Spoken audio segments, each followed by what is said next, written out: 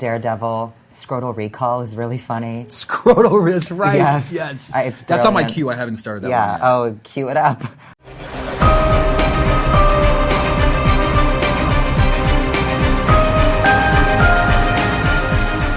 I love binge watching.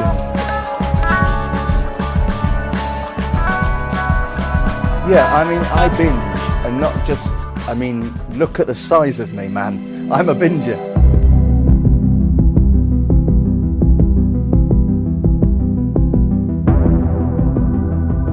Did not leave the house until like hours and hours every day, and I loved it. I am a binge watcher. Four Midwest Guys presents Binge Watch.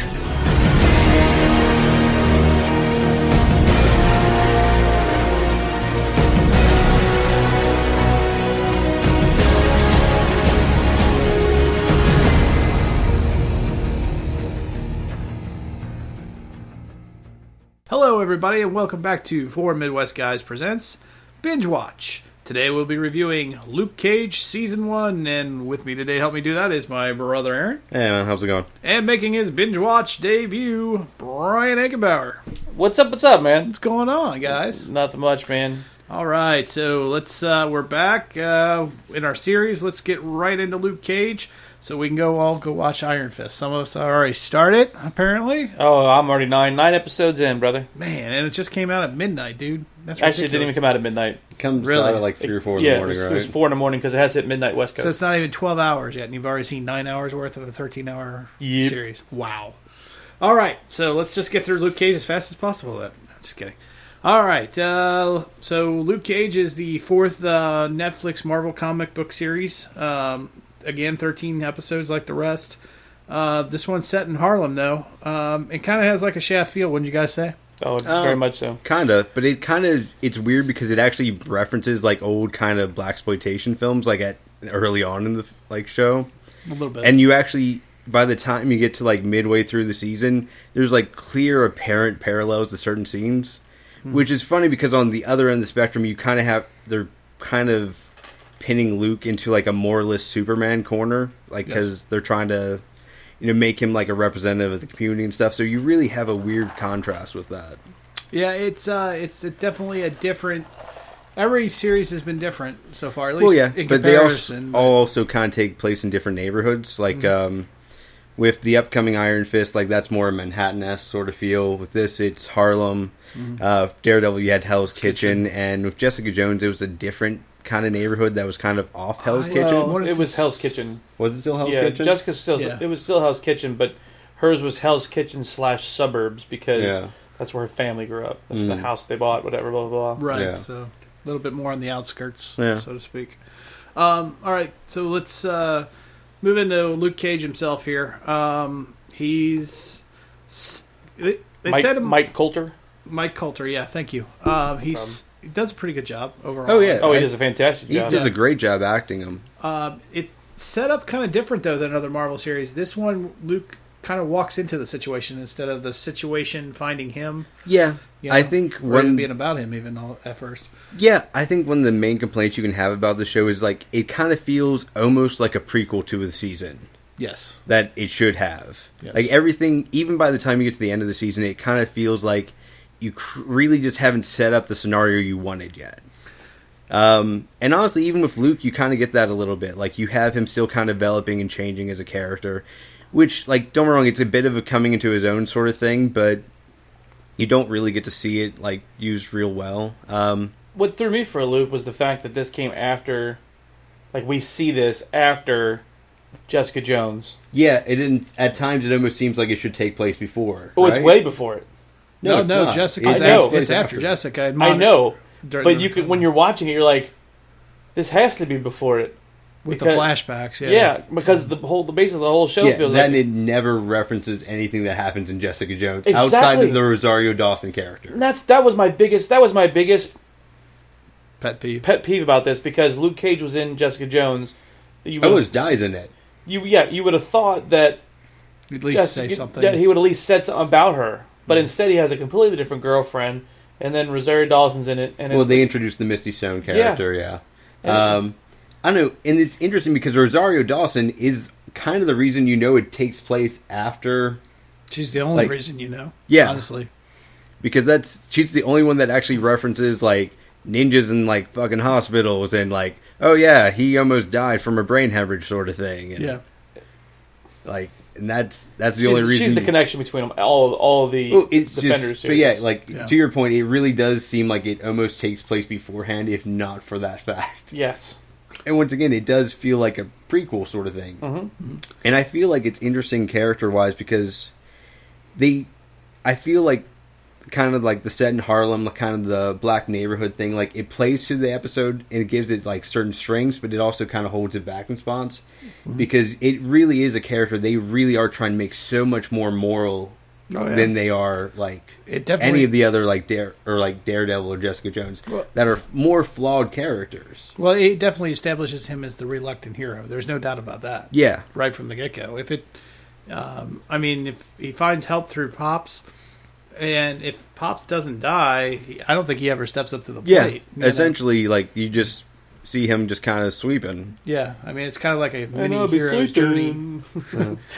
It's kind of like a mini hero's journey in a way because he's the mentor, and the mentor passes. And it definitely takes aspects from it. Yeah, passes down the torch kind of thing. And again, like the other series, though, we get Luke's backstory / origin story as the series unfolds. Yeah, although much more in this than any of the other series. To a certain extent, like you almost have like a story arc within it that's just like the like backstories, like flashbacks, and it's weird because I feel like once you get to like the backstory and then like the bit with the one doctor where he's like healing himself, that's the bit where it really like takes really heavily from like old blaxploitation films. Like it really definitely has like an almost what was the Black Dracula? Blackula? Like sort of vibe to it, like because it almost has that almost weird monster movie vibe to it. You think so? Really? Yeah, by the time you get to that like doctor scene where you have him like in the little fish tank and you're like zapping him and shit, like it has that weird almost like Frankenstein sort of feel to it. Okay, I'll give you that. I don't know about black exploitation. Well, it had like that sort of like there was those weird like kind of black monster movie things like Blackula back in the day, and like you're already kind of referencing Shaft a bit here and there, and well, yeah, it definitely has that Shaft feel. It has that. It definitely felt like they were going for a different audience. Yes. Really? I didn't pick up on that. I feel like there's more nods to like things that are like older in the culture that aren't necessarily things we watch that heavily. I think because I'm a Caucasian white person, at times I found it harder to relate to. I understand what they were saying and where they were coming from, but I was out of my element. I'm a kid from the suburban, I'm a white kid from suburbia. This is all about inner street culture, I mean, it's not really even talking about like inner street culture. It's just about being, like a representative of your community and trying to hold it together. The only part it really kind of gets into anything that might not really be relatable for us is really when it's early on when it's talking about like gentrification of neighborhoods and things like that. Whereas we probably wouldn't know that because we're out in the suburbs where you don't really have a close-knit culture. No, there's no neighborhood community. Oh, there is, but it's not like it. Not really. Not like in the city. Not like it used to be either. True. Because like when I was growing up, my street, the street up the street, and the next one up. Yeah. I mean, there was only like we'll say 60 houses, right? Yeah. Of those 60 houses, better portion of 30 or 40 of them knew each other or knew someone at that house or whatever. But that's also when you had like people that actually stayed at residencies, like kind of almost lifetime, But now you actually have people that are more likely to change, like move within 5-10 years. Yeah, I think that it also changed the. What changed was people looking to move themselves up. Mm-hmm. Mm-hmm. Yeah, you have a lot starter of people that change for work. Yeah, that was like it was basically starter homes, and it was all families with kids. So if the kids interacted, then the parents interacted, and if the parents interacted, the kids Yeah, and it kind of did that all over the place, and everyone was looking to have that. Yeah, that. Dynamic. Neighborhood family, everybody get together and have parties and stuff like that. Block parties. Yeah. And it's as those people moved on to bigger houses. Yeah. Like you just didn't have that in those neighborhoods anymore. You didn't have it in those neighborhoods anymore, and you had that different range of families where you had the ones with the teenagers, And the ones, and with, the the ones with the kids, little and the ones kids. that were retired. right? and- So then you didn't have, there wasn't that close knit because the kids all didn't know each other anymore. Yeah, and to be honest, those were the days where you could let your kid play out until the street lights came on. You don't do that anymore. You Oh, know, yeah. I not mean, like that's that, not like now. that's also a bit of a cultural paranoia to an extent. Well, it too. Oh, is, very it much so is. because it's 'Cause, all. I mean, if you look at like violent crime rates, they're actually down like per and, capita. well, the other thing is that everything's so information. Everybody's on everything, so they see everything that happens. So they think it happens more frequently than it does actually, and they're like, oh, well, they can't be playing in the front yard anymore because someone could just drive by and get them. Grab 'em. And it's just like, no, what? I mean, like theoretically, but it's such a low chance that like they're just as likely to have a tree fall on them. Yes, I mean it's just one of those. Yeah. Yep, it is what it is. I mean, now that we've given you a little suburban culture, Yeah, so, so the city culture is it's completely different. for completely us. different because Yeah. that is a lot of generation after generation living in the same area. Everybody knows each Well, other. especially because it focuses on Harlem itself, which is a pretty classical, old school kind of, neighborhood that's been, kind of a cultural icon for generations. Like Netflix also did a show called The Get Down that takes place in the same place, and it's talking about like the rise of hip hop in the area, and it's like you can trace like the kind of cultural roots of it like back generations. Sure. It's kind of, and it's all about making it better. A theme throughout this series is making it better. It's all about, Yeah, it's like a chalkboard, erasing it and rebuilding better, drawing it again. I mean, kind of. I mean, you do have like some of that talk in like Daredevil with Hell's Kitchen and stuff as well, but like this, it really kind of almost makes it like it's up to the individuals in the society and not like the programs or like anyone coming from outside the city. Like you have to build it from within, sort of thing. Right.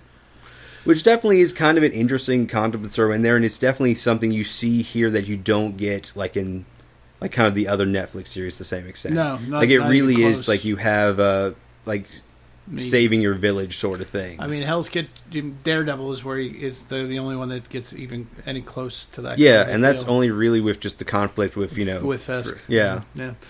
All right, so let's go into Pops. He's probably the next biggest character, I would think, after Luke, probably in a way. Yeah. He's the mentor, right?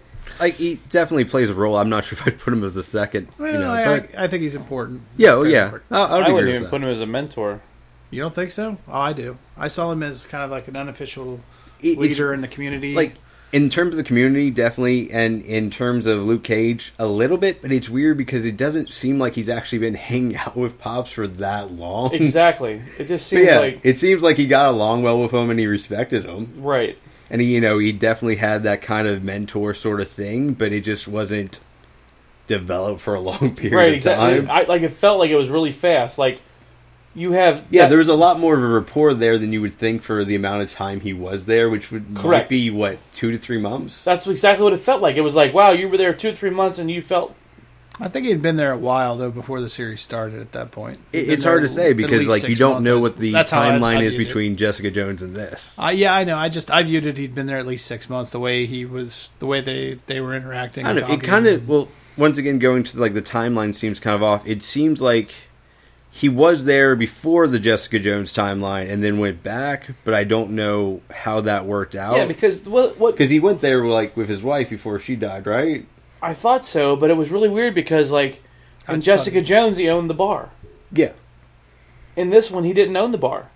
He because the bar is bar destroyed. blew up though. So and Jessica But Jones. yeah, but also I think the But- bar was technically like under someone else's name. Right, but what I'm saying, like he didn't even reference that bar was. Yeah, even, Yeah. I did have a problem with that. I'm That like, he doesn't reference losing like something that Yes. mattered so much to him in Jessica Jones. Yeah. yes, and Yeah. it was like. I'm just getting out. I'm just trying to, make my way because I'm blah blah blah. I'm like, Yeah, but it's just completely ignoring like that yes, he aspect just of it. completely ignored the Jessica Jones aspect of everything that happened. That's why I was like, Yeah, at least mention it. You don't have to go into great detail. Just Yeah. mention that's it. why I But- couldn't like- understand when it was happening. Yeah, Yeah. that was one of the weird things about the timeline with this as well, is because like if you watch Jessica Jones, he cares very deeply about the bar. Like the story goes out of its way to mention that, Yeah, and in this, like it's never referenced. because I thought he said, "I got the bar from Pops," or whatever he said, and I was I like, thought it was just from a friend. But "Oh, I thought he worked. said." I Fork thought he for a said. friend. I thought he said from Pops in Jessica Jones. Oh. And then we're watching it, and it's like, oh, here's Pops. This is blah blah blah. And I'm like, wait a minute. Does this take place before or after Jessica Jones? Yeah. I don't remember saying anything about Pops. If he did, I don't know. I thought it was just a friend, but I could be wrong. But getting back to Pops, you guys might have a completely different view than I did. I saw him as a guy, a leader, unofficial leader in the community. Oh no, I actually holds completely court agree meetings, with that. kind of through his barber shop, kind of like holds court. Yeah, really, in a like way. there is that sort of like it's kind of Switzerland for the area. Like if there's like gangs that have issues or like people that have issues with each other, they can kind of talk it out in a neutral area and kind of discuss things. It kind of felt like the movie Barbershop. That's what they were kind of going for. Yes, I mean, really, like, Barbershop kind of felt that way with, was Cedric the Entertainer's character? Yeah, and you know, and the guy came up to the door getting ready, and he's like, no, not here. And the guy walks away and doesn't burn the place down, you know, kind of thing. Well, that's what it is, though. It's kind of like a refuge from the outside, at least at first, anyway. I mean, eventually we know what happens, and he also seems to kind of help kids stay out of trouble. Yeah. Or inspires them to do the right thing. Yeah, he definitely seems to try to anyway. I mean, there is the issue with like one of his like barbers actually does end up like kind of stealing money or guns or some shit. Yeah, that's what starts the whole thing. Yeah. Is the kid, the son of one of the kids he used to run around with when he was a gang member that steals from Cottonmouth. That's what starts the whole the trouble. And that's like some of the like special like weapons he's getting from Diamondback. Right? Yeah. That's what starts the whole thing, though. That's the catalyst. And I guess he seems to really be encouraging the same thing out of Luke Cage because he knows what Luke Cage can do. Well, that he and knows I his mean, powers, and he's like, you could be a force for good. Yeah, and technically, like he's related to Luke's wife somehow through his wife. Yeah. Yeah, I don't quite remember the exact relationship sort of thing there, but there is some like family kind of thing. Yeah. Even distant, but still. But he's also trying to gain redemption, though, too, because he used to be a gang member. They called him Pops because when he hit somebody, that was the noise it made. Pop, pop, pop, or whatever. So yeah. Which actually was kind of a funny little backstory thing, I thought. Like, I thought, I was like, oh, okay, that's actually a nice little addition. Yeah, well, and I liked how they even tied him in with Cottonmouth. It was him, Cottonmouth, and the Hispanic guy. I can't remember his name now for some reason, but those three were the ones that kind of ran together. And, like it was just kind of a small little group that just kind of committed like minor like crimes and shit. Yeah. Yeah. And then like I said earlier, when Pops finally when he dies, that's when Luke kind of has to. Yeah, I mean, it kind up. of forces the situation in a lot of ways, or at least it seems like he feels like he's forced in that situation. Yeah, absolutely. Because you do, once like it's kind of out that he is kind of almost bulletproof, like you have people more or less coming to him asking for help, and then you kind of push that storyline of helping your community and like being, you know, a part of that in a way. And suddenly he's the center of the community, even though it doesn't really work out for him, but still, yeah. All right, let's talk about Misty Knight, detective for the NYPD, or I guess maybe the Harlem PD, whatever. I actually thought her storyline was actually probably one of the better like subplots for this show. Yeah. Like, you really kind of have like the thing with her and like her partner who's technically like corrupt and like that I didn't put him in the notes, but yeah, like the corrupt cop angle of that was actually one of the really better turning points for this show, I think. I think so. I thought he was going to do it there for a while, and then he finally did, and I was like, okay, I was justified. She's investigating Cottonmouth at the beginning, kind of goes undercover, ends up sleeping with Luke Cage, who just happens to be working as a bartender there first, or whatever. Cottonmouth. Yeah, like I don't think he was like a dishwasher, and they threw him up to be a bartender, right? Yes, that's right. I forgot about that. And that just kind of worked out for Luke, I guess. He's doing all right in the Netflix shows, apparently. He definitely gets the girl. She's a lifelong resident of Harlem, like most of the characters in there. Kind of works with Cage, but sometimes suspects him. Like she's trying to figure out who he is. I think that's something that you kind of have that kind of goes throughout the entire thing, is like the cops don't really know how to feel about him. The community doesn't know how to feel about him. He kind of has to constantly kind of prove which side of it he's on, especially when you have some villains that, you know, are trying to kind of paint him into a corner and make him look like he's the one in the wrong. And like that's definitely an aspect to the show. Yeah. Brian, what do you think? Oh, I agree. You agree? Yeah. Oh, okay. I didn't know if you had anything to add or anything. Nothing to add. All right. I'll chime in when I need to. Okay, copy that. So yeah, she's constantly. I mean, he's always in the fray of it, and she's still trying to figure out who he is. Eventually, she figures out his powers, but at the end, yeah, like it's kind of weird at the beginning because it seems like, wow, it's weird that guy's always off the side here, isn't it? Yeah, he's always seems to be around when there's trouble going on. Something's up. And she has like a gift for crime scenes in her head. I mean, she almost like is able to recreate it like in her head. Yeah, like, that was kind of neat. That was pretty cool. Like it's not quite like that like pseudo psychic thing like where you touch something and you get a reference for it, but it's pretty close. Yeah, it made me wonder at first if she had some sort of a gift as well. I don't know if it really would put her in the meta category, but it's definitely really close in terms of like what they allow her to do. Yeah, because even though it is kind of a smaller ability in a certain sense, it is. It's not a huge power or anything, but it is pretty cool. Yeah, and she literally just kind of puts herself right back into the scene and is able to kind of recreate everything with in her mind. imagination. Yeah, nothing else, right? So yeah, it almost kind of has like. Plays back to like BBC's version of Sherlock, where like you see him kind of like a little renegotiating some like the crime scenes and stuff like in his head. Yeah, kind of. Yeah, that'd be a pretty good analogy actually. The more I think about it. Yeah, kind because he does that whole like just everything in his mind, where he has even his own like little mental house where he stores notes and shit. Yeah, or even in the Sherlock movies where he plays out the fight scene before. Yeah, he fights. like there's definitely a comparison to like how they shot it that was really close to that. Yeah, that's very cool. All right, so let's talk about probably really the second most important character, Cottonmouth, I guess, in the series. He's a local crime boss of Harlem, also lifelong resident of Harlem. Kind of a child of Mama Maple. I never really did figure out if he was directly related to her or if she was just there with her. With the family thing, like it's a little difficult to see how it kind of set up. It kind of seems like he is either her kid or like stepkid or something. Because, like, with Maria, that's definitely, like, his cousin. Mm-hmm. Mariah. But with him, it does seem like it's either a stepkid or a kid. Mm-hmm. But, yeah, he kind of grows up in that family. He kind of takes over the club. And Mariah kind of goes into the more political sphere, even though they kind of end up working together. And I think one of the issues we have with the show is this character gets killed, like, halfway through. And he doesn't get interesting until they kill him off. As soon as you find out his backstory, like, oh, okay, this guy, this is a good villain. Yeah, like don't get me wrong, he does have like some cool lines before you know the backstory. Like when he's talking like the Notorious B.I.G. poster about wearing the crown. Like that's kind of a cool like villainous monologue. Like it's pretty nice. Like I kind of dug that, but like you don't. It's not until you actually get, like, the backstory of him as a child where you're like, oh, shit, that is actually kind of an interesting character. Yeah. Like, it gives him that three-dimensional element that he didn't really have until that moment. Yeah, and then he's dead. Not only that, but the fact that he's a musician and that he has this fondness for music and he has this kind of other side that...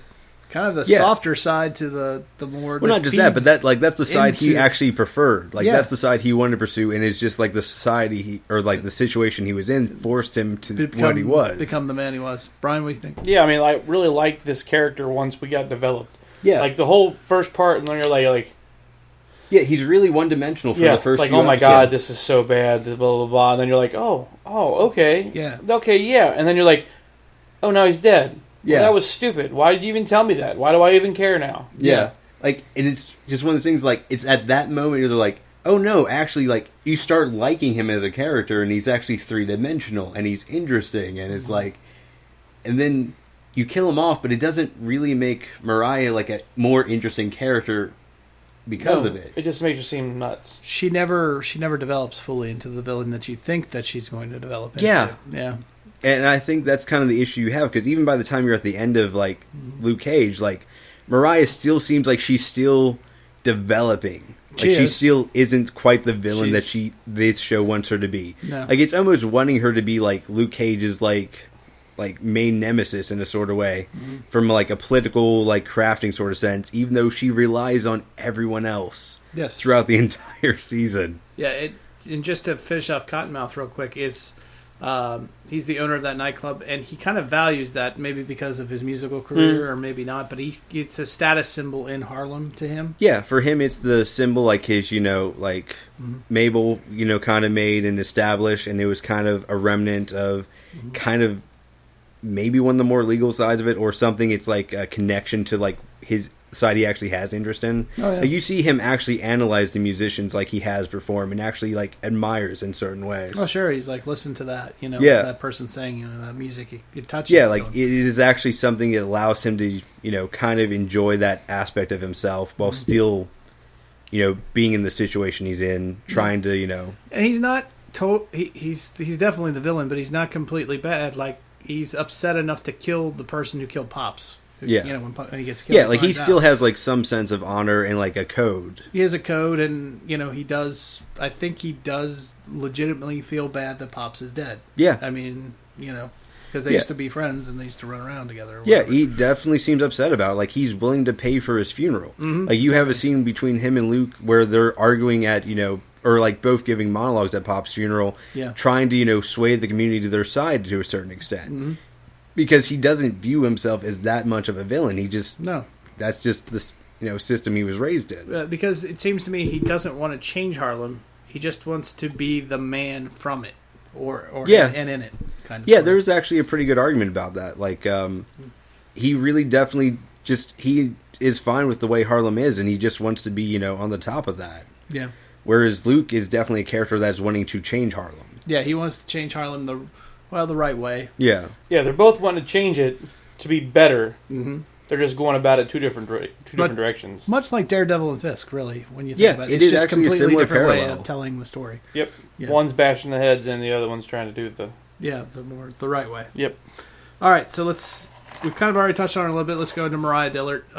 Corrupt politician, also wants to change Harlem for the better, but Well, kind of. Like, she's trying to stop gentrification projects, but it doesn't really go into anything beyond that outside of just wanting to, like, pursue her own political power.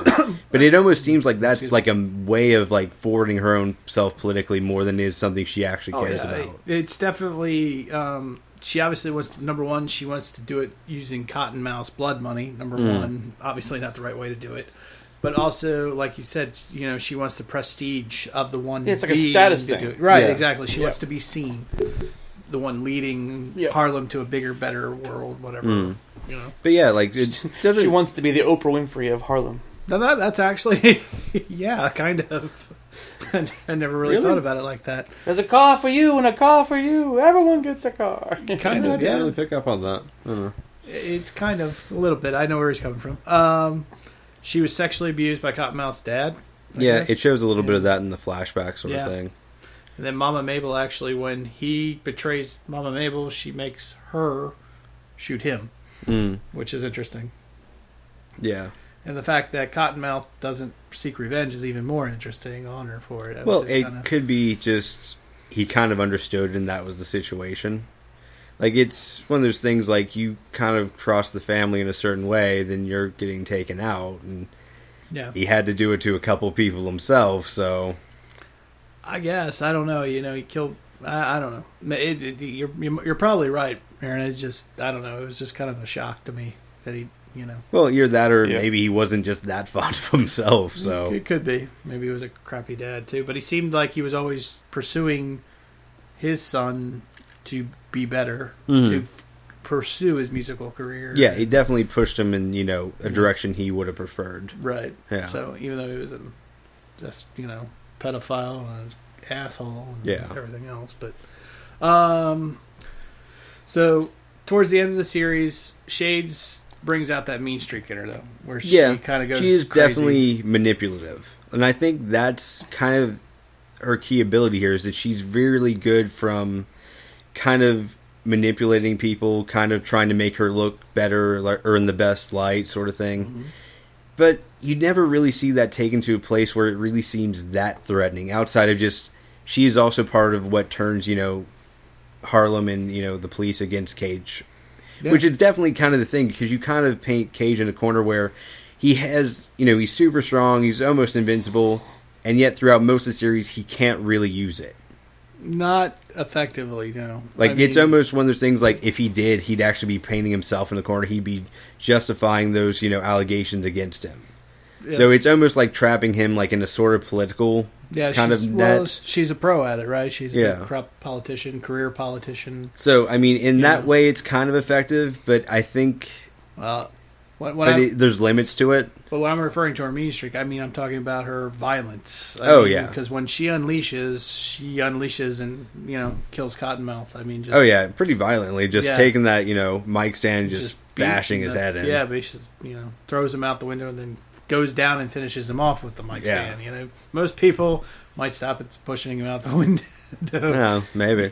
She's got a few screws loose. Yeah, I mean, don't get me wrong. It was properly definitely motivated. It was a turning point for the first season, but I'm not sure if it really added to the season. It might later on if they do a second season for Luke Cage. Season 2 it will. It just I don't know about you guys, but I thought when I saw that, it's like, okay, she's going to become the villain for the rest of the series. And it just bypassed it and had her as the sub-villain sort of thing. Yeah, she remained like this, like we were saying, this unfulfilled villain, and then they brought in Diamondback, and I'm like, why? Which had its own kind of issues as well. Well, that was really rushed. That should have been season 2 also. Well, that's kind of the things like that. Yeah, I think you're right. That actually, had they left Diamondback to be like a season 2 villain, I think this would have gone way better. Oh, yeah. Had that been like the finale for season 1, like where she kills Cottonmouth, and you actually had him play out as the villain more throughout the entire season. Yeah. I think that could have been a more interesting dynamic. Oh yeah, absolutely. It would have been much better, and you would have fulfilled. You could have easily done 13 episodes just on that alone. Yeah, don't get me wrong. You definitely would have had to brought in the hammer weapons, a lot more. You'd have to have him kind of step up in tactics. Sure, but yeah, he's got shades on. I don't know. Either that, or even if you did bring in Diamondback, had you brought him later in the episode and just had that as the threat for season 2, I think you would have been better. It would have been better. Or had her develop more under Cottonmouth or alongside. Even if she killed him and then became the main villain for the rest of season 1, I would have been fine with it, more than just bringing Diamondback in and then picking up with. Yeah, I think the last episode of this season should have been Cottonmouth was dead. She goes to this other person who's got one of those, giant chairs or whatever. Yeah. And she's like, we're going to have a problem. Bring in Diamondback for season 2. Cottonmouth is dead or whatever. Yeah. And then you see him turn around, and you're like, ooh, who's that guy? Yeah, and you have no idea. Exactly. Yes. That would have been the villain for the next season. And, Yep. But speaking of shades, let's talk about him. He's a lifetime criminal. He's been in prison and it's connected. We see him in Luke Cage's flashbacks. Yeah, he's more or less just an asshole in prison who's also kind of working for the guards. So when you see him in Luke's past, he's kind of a henchman. Yeah. And when you see him in the present, he's still kind of a henchman. He's a henchman, but he's a snake. I mean, he's the real snake, in my opinion. It's actually funny because all the main villains are named after snakes in certain ways. And he's the real snake, though, because he's either shades. Yeah, he's countermining Cottonmouth by building up Mariah. Well, not just that, but he's doing that to undermine Cottonmouth and in certain way to instigate Diamondback coming in and kind of taking over to a certain extent. But he's working his own agenda the whole time. To an extent, but it's not really clear what that agenda is, though. Not yet, but there's a lot more to that guy, I think. I could just be wrong. No, it's a possibility. You could build him up in the second season where, he actually plays a better part, where he comes across as something more than just a henchman with, a stick up his ass sort of thing. Kind of.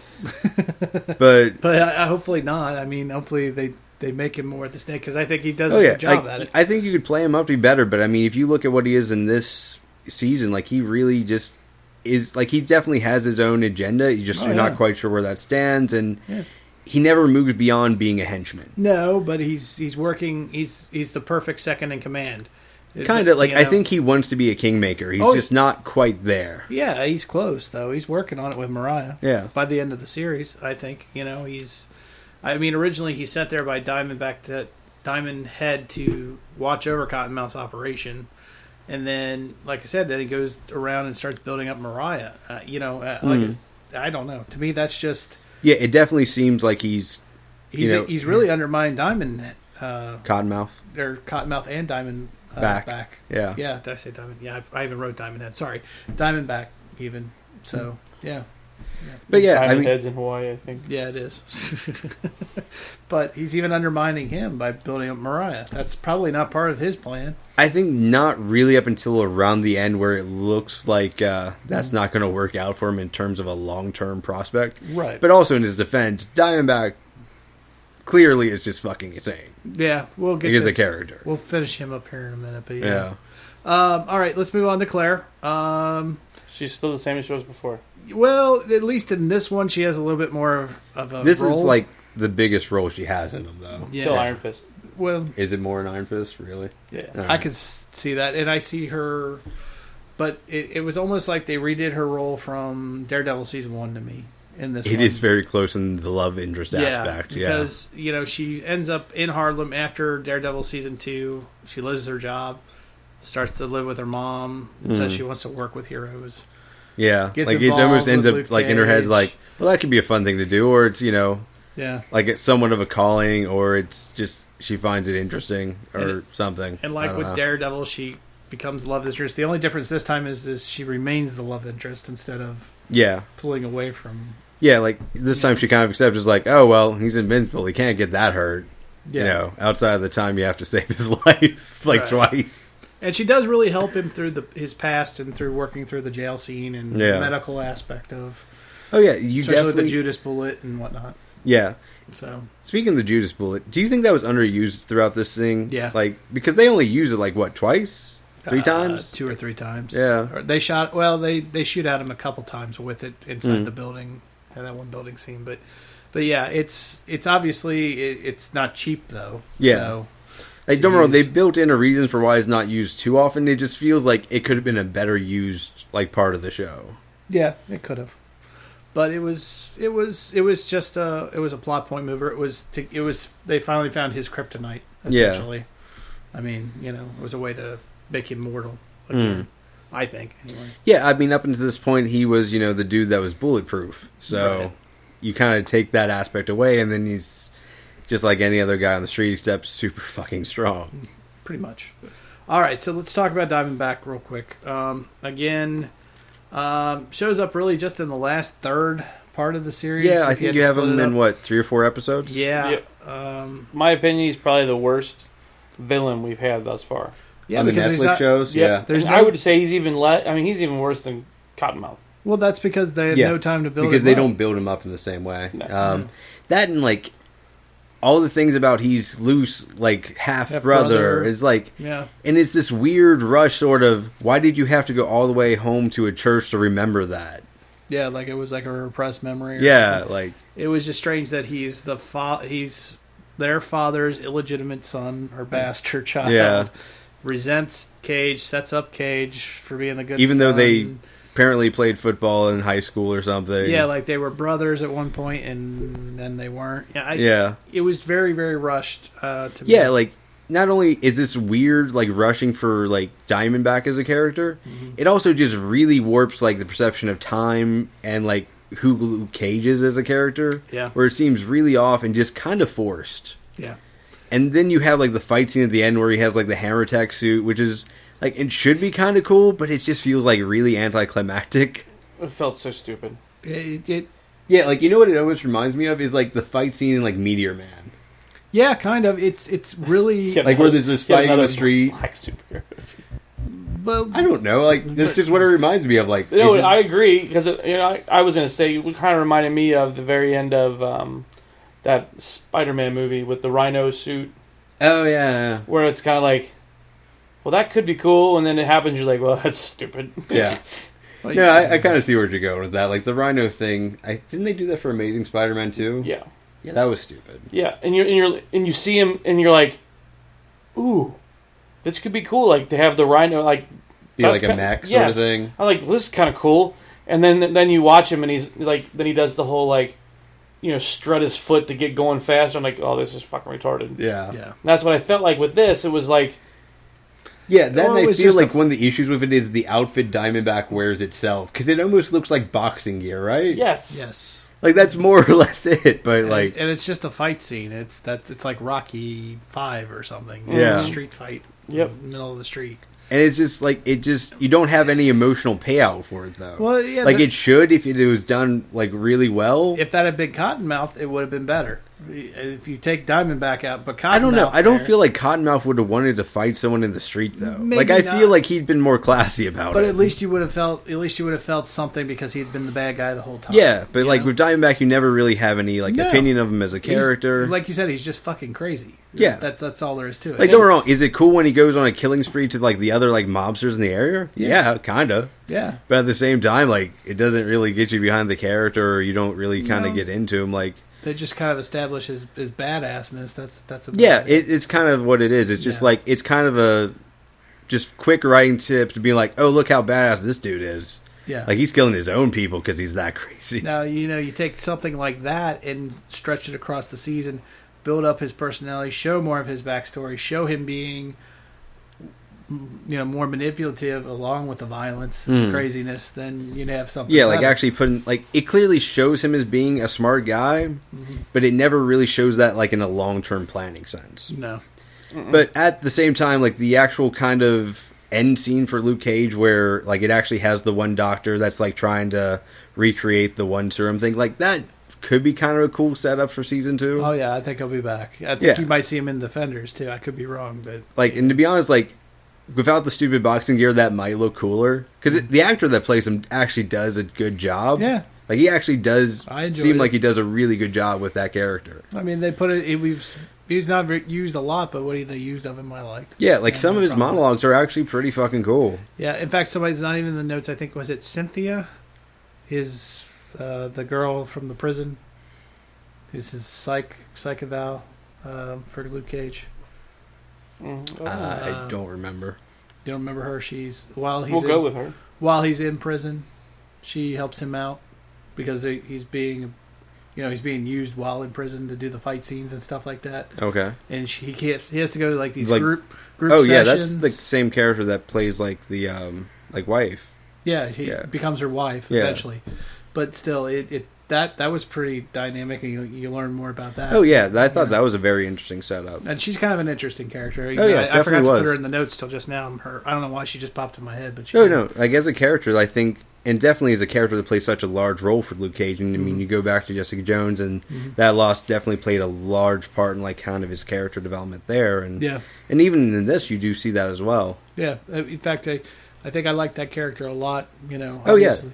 Obviously, she has a tragic story, but still. Well, that and you have that interesting component because by the end, you don't know what the relationship really was. Right? Was it she set up to do it, or was she like really playing him in some way or anything? Yeah. Like you definitely it leaves unsolved questions for that, and I think it was done really well for that component. Yeah, and it was one nice tie-in, even though they don't talk about it too much to Jessica Jones. Kind of, sort of, without saying it again. To your point, Brian. Okay, we thoroughly dissected Luke Cage Season 1, so all that's left is final thoughts and grades.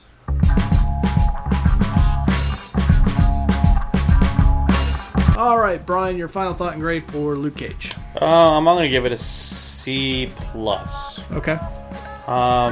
It was definitely by far my least favorite. Even after seeing 9 episodes of Iron Fist, this is way my least favorite. Okay. After coming off the high of Jessica Jones, and for me, I started with Jessica Jones and then went back and watched Daredevil Season 1 and 2 together. Oh, so you got to see it back to back. That's yeah, good, so that, for me, this would make my third one because I don't really count Season 1 and 2 of Daredevil separately because I saw them together. Okay. And I really enjoyed Daredevil, really enjoyed Jessica Jones, really enjoying Iron Fist, but I just couldn't get into Luke Cage. I don't know if it's couldn't relate because it's inner city versus suburb for me, or what the deal was. I just couldn't get into it, and every time I felt like I was getting into it, there was something blocking me from continuing the build-up. Like with Cottonmouth, I was finally getting in. I'm like, okay, we're finally hitting the stride. We're gonna, hit something, and then he died. And you're like, what was the build-up for? Yeah, Yeah, I agree. I'll give it a little bit higher. I'll give it like a C+, but it is definitely my least favorite of the series so far. I did enjoy it, though. I did like it. I found it entertaining. It was captivating enough. I watched it, I think, over a couple weeks. It wasn't like, other series that, like Stranger Things, I watched in one night. Stuff like that where I absolutely had to watch. Oh, you're like, wow, next, my God, this is great. Next episode. Jessica Jones, I think I watched in 2 or 3 days. Same with Daredevil. Daredevil was awesome. So yeah, it's a C+, and it's a C+ because again, the Cottonmouth thing, how they rushed Diamondback at the end, was very much a detractor for me for the whole series. Overall, though, it wasn't bad. It's still very entertaining, but so far it's the least entertaining. Aaron? So I think I probably like this show a little more than you guys. For me, it'd probably be in the A- to B+ range. Really? Yeah. Okay. Like, don't get me wrong, it is a flawed show in certain regards. Like, you definitely have... Like, by the time you get to the end, it doesn't feel like it's fully finished. Like, you feel like there's more that should have been done, and... Because it almost feels like a season and a half, because it's just kind of compressed. Anticlimactic. Yeah. Yeah. Like, you feel like... Because it sets up Mariah to be like this giant villain, but like it still feels like she's developing as a character and moving forward, and like she hasn't quite reached that point to where you want to see her in season 2. So she's still kind of in between transitioning to that like kind of larger role. So like I said, it does kind of almost feel like a prequel, even though like you don't really know where it stands in the timeline sometimes, and it seems a little off in that regards. But Luke Cage is definitely an enjoyable character. I liked where things go with this. It definitely had a different kind of mood and setting than the other shows, but I feel like it actually worked for it in some ways. Did it also kind of hold it back in certain regards because it kind of wrote Luke Cage into this kind of almost Superman dilemma? Too much in one season. Yeah, I think that's definitely fair though. Yeah. But for me, it was still enjoyable. I still want to see a second season. I want to see a lot of things they wanted to do develop. Sure. I just want them not to, rush and put too much in, and actually allow the characters to develop. And but overall, I did like it. Yeah. Like I thought it was really enjoyable. And don't get me wrong, I'll watch a season 2 of it. I don't know if I will. Oh, okay. To me, it was enjoyable enough. I'd like to see the next season. So it kept my interest. So. All right, so where can you find 4 Midwest Guys? It's real easy. Go to the number 4 MidwestGuys.com. Again, that's the number 4 MidwestGuys.com. Which you may have already done. And if you have, great. If you haven't, go there because there's links to our iTunes, to our Podbean, to our Facebook, to our Twitter, all kinds of ways you can like us. And even on the website itself are the podcasts. And the podcasts are categorized.